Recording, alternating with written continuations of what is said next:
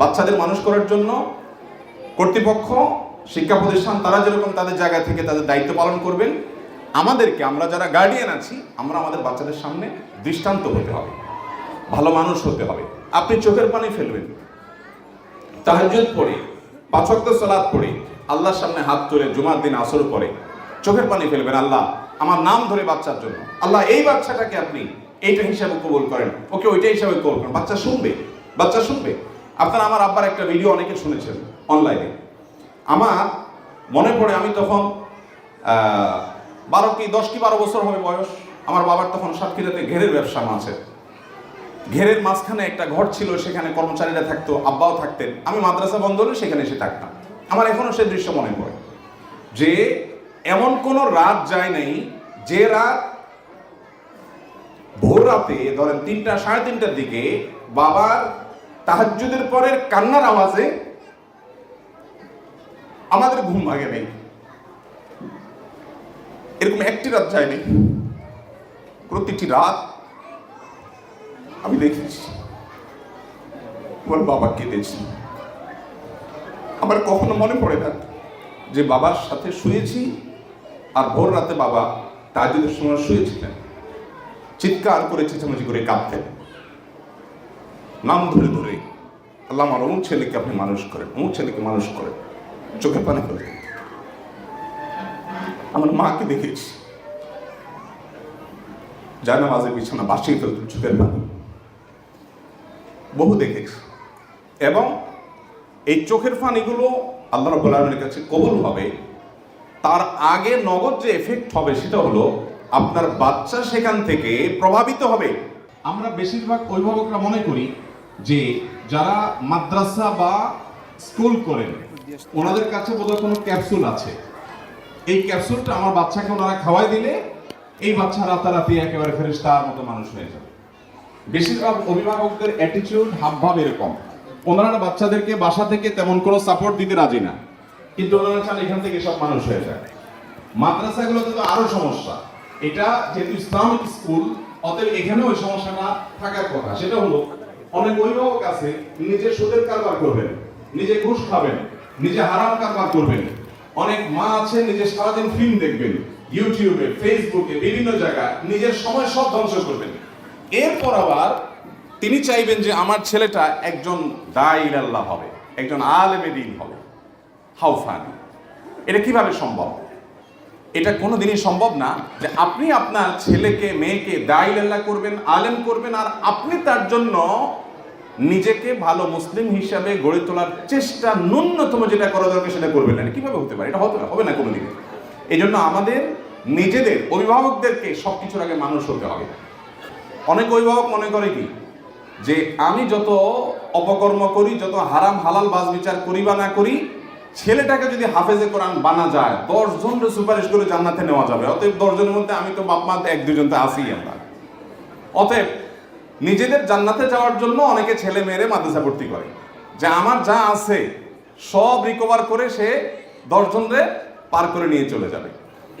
এই জয়ীফ হাদিসটির অপব্যবহার আমাদের অনেককে বিভ্রান্ত করে দিয়েছে। আমি বিনয়ের সাথে বলতে চাই, আবার সে প্রথম কথাটা আমি বলতে চাই, আল্লাহর শপথ করে বলছি, আল্লাহ তাআলা আপনাকে যদি বাংলাদেশের সবচেয়ে বড়, একেবারে সিনিয়র, সবচেয়ে বড় প্রথম সারির ব্যবসায়ী হওয়ার তৌফিক দেন, সবচেয়ে বেশি পয়সাওয়ালা হওয়ার তৌফিক দেন, আল্লাহর শপথ করে বলছি, আমি মনে প্রাণে বিশ্বাস করি আমার এই বুকে শত শত হাজারো ফ্যামিলির অভিজ্ঞতা আছে।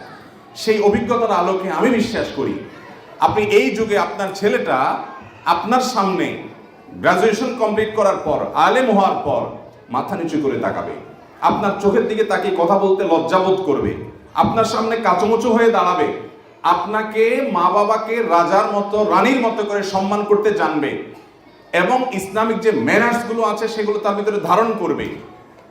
আমি পড়াশোনায় কিন্তু আসিনি, পড়াশোনার সাবজেক্ট পড়ে, শুধু এইটুকু সবকিছু পারফেক্টলি করবে। এই পর্যায়ে যদি আপনার সন্তানকে নিতে পারেন তাহলে ওই বিলিয়নার ব্যবসায়ীর চাইতে আপনি অনেক বেশি সাকসেস আজকের এই বাস্তবতায়, এই সমাজে। এতটা কঠিন হয়ে গেছে এটা। বাপ মা তাহাজ্জুদ গুজার অনেক আছে, কিন্তু সন্তান মানুষ করতে পারে না। এই জন্য অভিভাবকদেরকে বলতে চাই, আপনারা সবকিছুর আগে বাচ্চাদের জন্য নিজেরা সোজা হয়ে যান যে আমি হয়তো এত তাড়াতাড়ি ভালো হতাম না, কিন্তু অন্তত বাচ্চাটার খাতিরে আমি ভালো হয়ে যাই, যে ওর মধ্যে যেন বাজে প্রভাব না পড়ে। হারাম উপার্জন আমি করব না, আমার বাসায় ঢুকাবো না, বাচ্চাকে পেটে দিব না।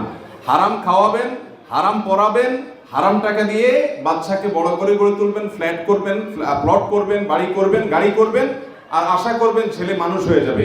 ইম্পসিবল, কোনোদিনই হবে না। কথা সাফ। এই জন্য তওবা করেন, আগে যা করছেন না করছেন, এখন নতুন করে সংকল্প করেন। নাম্বার 1। নাম্বার 2, বাচ্চার সামনে নিজেকে মডেল হিসাবে পেশ করতে হবে, আদর্শ হিসাবে পেশ করতে হবে। বাচ্চারা কিন্তু ওয়াজ শুনে আমল করে না, বাচ্চারা দেখে দেখে আমল করে। বাচ্চারা কিন্তু যা দেখে সেটা সে শেখে। আপনি মুখে বলতেছেন মিথ্যা বলতে হয় না আব্বু, কিন্তু আপনি নিজে মিথ্যা বলেন ফোনে আরেকজনের সাথে, তখন বাচ্চা শিখে যে মিথ্যা বলতে হয় না, এটা কথার কথা, এটা হলো বিদ্যা। কিন্তু দুনিয়াতে চলতে গেলে ওই বিদ্যা অনুযায়ী চললে হবে না। এখানে আব্বু আম্মু যেটা প্র্যাকটিস করতেছেন ওইটাই করতে হবে দুনিয়া টিকে থাকতে হলে। এটা ও শিখে বড় হবে। অতএব দিন শেষে ও মিথ্যুকই হবে, দিন শেষে ও চোরই হবে, ও বাটপানি হবে, ও চিটানি হবে, ও প্রতারকই হবে, ও দুর্নীতিবাজই হবে, ও খারাপ মানুষ হবে, ও ভালো মানুষ হবে না। এই জন্য আমি বলি ভাই, আল্লাহর ওয়াস্তে বাচ্চাটাকে মানুষ করার প্রয়োজনে অন্তত নিজেরা মানুষ হয়ে যেতে হবে। যে আমাদের বাসায় কোনো মিথ্যার চর্চা হবে না, আমাদের বাসায় কোনো, আপনি লুকোচুরি করে ইউটিউবে কোনো ফিল্ম দেখছেন, কোনো ক্লিপ দেখছেন, আপনি চান আপনার বাচ্চা না দেখুক। ম্যাক্সিমাম পরিবারের অবস্থা যে বাবা মা চায় যে আমি লুকালুকি করে একটু দেখি, কিন্তু বাচ্চা যেন না দেখে। আপনি দেখবেন, আপনার বাচ্চা দেখবে না, সে ফেরেশতা হবে, এটা কোনোদিনই হবে না। আপনি তার সামনে তার অগোচরে সর্বাবস্থায় নিজেকে ফেরেশতার মতো গড়ে তোলার সংকল্প করতে হবে। আজকাল ম্যাক্সিমাম বাপ মা নিজেরা অমানুষ, নিজেরা ভালো মুসলমান না, চান যে ছেলে ফেরেশতা হয়ে যাবে, মেয়ে ফেরেশতা হয়ে যাবে। কিভাবে সম্ভব এটা? আপনি নিজে মানুষ হওয়ার নিয়ত না করলে অযথা আলেমদের সময় নষ্ট করেন না। আলেমদের অযথা সময় নেই, তাদের হাতে অনেক ব্যস্ততা, অনেক কাজ। এই জন্য আপনাদের নিজেদেরকে সংকল্প করতে হবে। আমি দীর্ঘায়িত করে ফেলেছি। সৈয়দ আবুল হাসান আলী নদভী রহমতুল্লাহি আলাইহি ভারতবর্ষের একজন মহান ব্যক্তিত্ব, মুসলিম বিশ্বের নোবেল হিসেবে বিখ্যাত বাদশাহ ফয়সাল অ্যাওয়ার্ড পেয়েছেন যারা, তাদের মধ্যে একজন। 2-3 জন মানুষ পেয়েছেন ভারতবর্ষে। সৈয়দ আবুল হাসান নদভী রহমতুল্লাহ আলাইহি, তার একটা বই আছে, ছোট্ট ছোটি বই, মেরি আম্মা, বাংলা অনুবাদ হয়েছে আমার আম্মা। ওই বইটা পড়ে দেখবেন যে আলিমিয়া নদভীকে আলিমিয়া হিসেবে গড়ে তোলার জন্য তার মায়ের অবদান কি ছিল। তিনি লিখেছেন যে আমার মা ছোটবেলা, আমি যখন বিছানায় ছোট থাকতাম, তখন জায়নামাজে উনি দোয়া করতেন। একটা বাক্য আমার মুখস্থ হয়ে গেছে। দোয়া কি? আয় আল্লাহ, এক সে হাজারোं কি জরুরত পুরি ফরমা। তিনি ইউপি উত্তরপ্রদেশের মানুষ ছিলেন। দোয়া করতেন, আল্লাহ আমার এক বাচ্চাকে দিয়ে 1000 আলেম যে কাজ করতে পারে সেই কাজ তাকে করার তৌফিক দেন। আল্লাহ তাআলা দোয়া কবুল করছেন, আলহামদুলিল্লাহ। বাবা মায়ের যে দোয়া, এটা বাচ্চা কিন্তু ওরা সবকিছু দেখে, ওরা সবকিছু বুঝে যে আমার বাবা আমার জন্য কতটা সিনসিয়ার, আমার মা আমার জন্য কতটা সিনসিয়ার। তারা দেখে, তারা খুব ভালো করে লক্ষ্য করে, খুব ভালো করে লক্ষ্য করে যে বাচ্চা আমার বাবা কি করছে, মা কি করছে। যেন আপনাদের প্রতি আমার আবেদন যে আল্লাহর ওয়াস্তে বাচ্চাদের জন্য আপনারা ভালো মানুষ হয়ে যান। মোবাইলে মহিলা আমাদের বোনরা যারা আছেন তাদেরকে বলছি, মোবাইলে আপনারা হারাম খারাপ কিছু দেখবেন না। মিউজিক কখনো শুনবেন না। মিউজিক যে কত বড় ধ্বংস, আমি মিউজিকের পয়েন্টটা কেন আনলাম এমনি আনিনি। মিউজিক যে ভাষায় উচ্চারিত হবে সে ভাষা থেকে ভালো কিছু কখনো অর্জন করা যাবে না, কোনো দিনই না। অতএব মিউজিকের ব্যবহার আপনার বাসা হবে না। এখন ইউটিউবে ঢুকলে মিউজিক ছাড়া কিছু নেই, তো প্রয়োজন আমি ঢুকবোই না। আর যদি ফিল্টার করে ব্যবহার করতে পারি করবো। এটা আপনারা করবেন। বাচ্চাদেরকে ভালো কিছু দেখাবেন, দৃষ্টান্ত হবেন, বাবারা সৎ থাকবেন, বাসায় এসে কোনো ব্যস্ততা দেখাবেন না। মায়েরা বান্ধবীদেরকে আড্ডা ফাড্ডা কোনো কিছুতে সময় দিবেন না। বাচ্চাকে দেওয়ার পরে অতিরিক্ত সময় থাকলে অন্যকে দেবো, আর না হলে নেই, শেষ। আর ভালো ভালো ফ্যামিলিগুলোর সাথে সম্পর্ক করবেন, দিনদার ফ্যামিলিগুলোর সাথে সম্পর্ক করবেন। আমি আমার বাচ্চা বলেন, ফ্যামিলি বলেন, আমি চেষ্টা করি যে কোথায় কোন বাসার বাচ্চারা একটু ভালো ভদ্র, কারা একটু আমলদার আল্লাহওয়ালা, কোন বাসার মহিলাটা একটু বেশি দিনদার, পুরুষরা একটু মুত্তাকি পরেজগার, খুঁজে খুঁজে তাদের সাথে আমরা সম্পর্ক করি যে তার সাথে চলে যদি আমি তো তার মতো হতে পারি, যদি তার তাকওয়াটা আমার মধ্যে একটু আসে। ওই জন্য আমাদের এই চেষ্টাটা অব্যাহত থাকতে হবে।